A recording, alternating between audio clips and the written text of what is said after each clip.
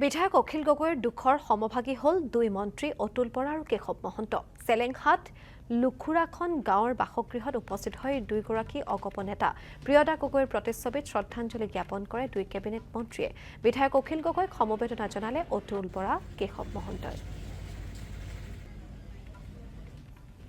অখিল গগৈদেৱৰ অপূজনীয় মাতৃ প্ৰিয়দা গগৈ ডাঙৰীয়ানী 14টা বসন্ত পাৰ কৰি আমাৰ মাজৰ পৰা বিদায় ল'লে। আমি তেখেতৰ স্বৰ্গগত আত্মাৰ সদ্গতি কামনা কৰিছোঁ আৰু শোকসন্তপ্ত পৰিয়াললৈ সমবেদনা জ্ঞাপন কৰাৰ লগতে আমি এগৰাকী কিন্তু অত্যন্ত ব্যস্ততাৰ বাবে আহিব পৰা নাই। আজি আমাৰ সতীৰ্থ কেশৱ মহন্ত ডাঙৰীয়া আৰু কেইবাগৰাকী সতীৰ্থৰ সৈতে আহি শোকসন্তপ্ত পৰিয়ালবৰ্গক সাক্ষাৎ কৰি সমবেদনা জনাইছো।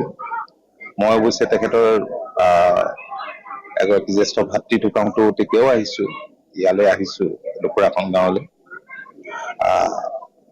মাতৃগৰাকীৰ লগত আইগৰাকীৰ লগত সেইদিনাও বহুত কথা বতৰা পাতিছিলো। নিজৰ সন্তানক হেৰুৱাৰ পাছতো তেখেতৰ